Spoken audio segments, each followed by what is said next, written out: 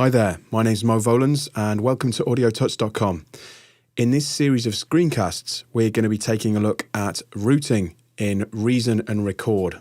That's Reason 5 and Record 1.5. And really we're going to be looking at two programs combined. This is really for the beginner to intermediate user of Reason and Record. So if you're an advanced user, you might find these tips a little basic. But later in the series, I'm going to go into more advanced topics and hopefully there'll be something in there for you. So initially, we're going to take a look at routing audio channels and the rack device that corresponds to the audio channels and other devices in the console. If you're coming from Reason, this may seem a little alien to you, but once you get your head around the concept, it's pretty easy to understand. So let's have a look at that now, and I'll show you the console. You can see I've already got a couple of tracks created here, but just ignore those for this second. If I was to create a new channel, say an audio track, we've got a console item here, and it automatically makes as many as you need. So the console is only ever as big as you need it to be. Obviously, there are a lot of controls, but you can see that we've just got a standard channel strip. Now, if I jump back to the rack, we've now got a new device here, Audio Track 2, the one at the top, that corresponds to that in the console. And this is the main thing to get your head around in Record, is that every time you make a device or a audio track, a corresponding device appears in the rack. And this just allows you to route audio in and out of the track and gives you quite a lot of options. So you can see here we've got our mute and solo, time stretch type, and you can also see the same metering as you would see on the console. Really, if you're in the rack, it saves you having to jump back to the console every time you want to look at the level or mute or solo something. And also, if we open it up, you can see that we can insert our effects here, change inputs and bypass effects. We can also get into programming macro controllers, which we'll get into later in the series. But for now, let's flip this round and I'll show you what we're going to be concentrating on. You can see there's a few connections here. There's some CV-based stuff, which we're not going to be touching yet. And there are some audio outs and audio inputs here. There's also a little window that opens when we use our insert effects that we'll be looking at later in the video. But first of all, we're going to concentrate on the sidechain input. Now, I've showed you how to set up sidechaining in several of the DAWs, but we've never looked at it in Record. And doing it will help you understand how the rack device corresponds to the console device or console channel strip. So I'm going to delete this actually. And I've set up a basic project here, really basic. And I'll open up the devices and flip the rack round. I've actually got a reed drum playing, just a straight up kick drum, which is fed into a Spider merger. And I'm going to disconnect this for now and show you it in real time.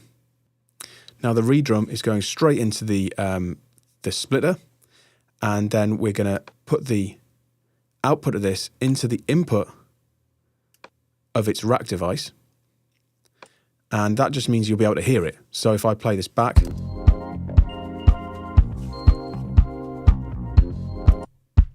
that kick drum that you can hear is coming from the reed drum.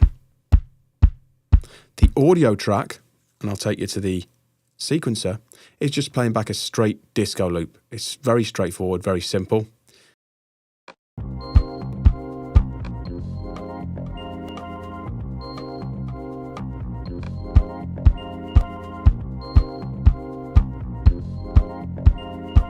And you can see that the bottom end of the loop is swallowing the kicks slightly. So some sidechaining would be great in this situation. So if we flip the rack round again, we can use this Spider splitter and take a feed from the kick drum that's coming out of the reed drum and feed it straight into this sidechain input of the audio channel.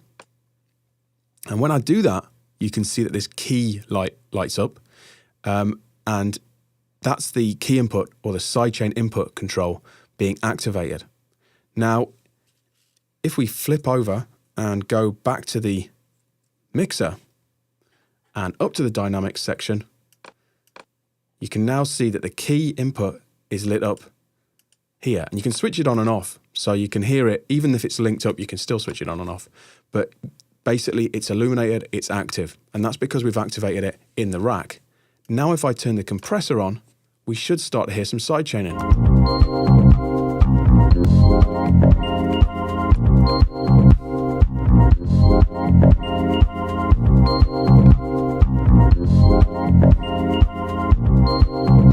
And it's really that easy to get a sidechain input going. And although you can use the M-Class compressor to do the same thing, it's nice to have the controls right there in your console and see the gain reduction happening in your channel strip. Next up, we're going to take a look at the direct outputs. So if I flip the rack round, you can see we've got a direct out here.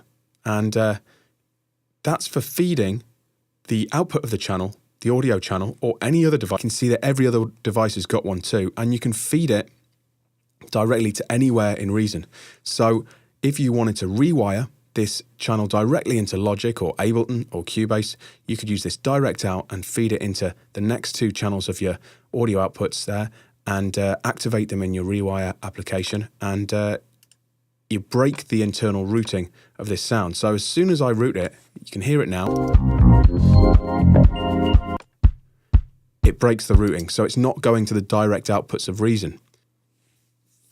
Also, another thing to look out for is the insert effects door here. If I put show insert effects, you can see that these little inputs and outputs become active and become available.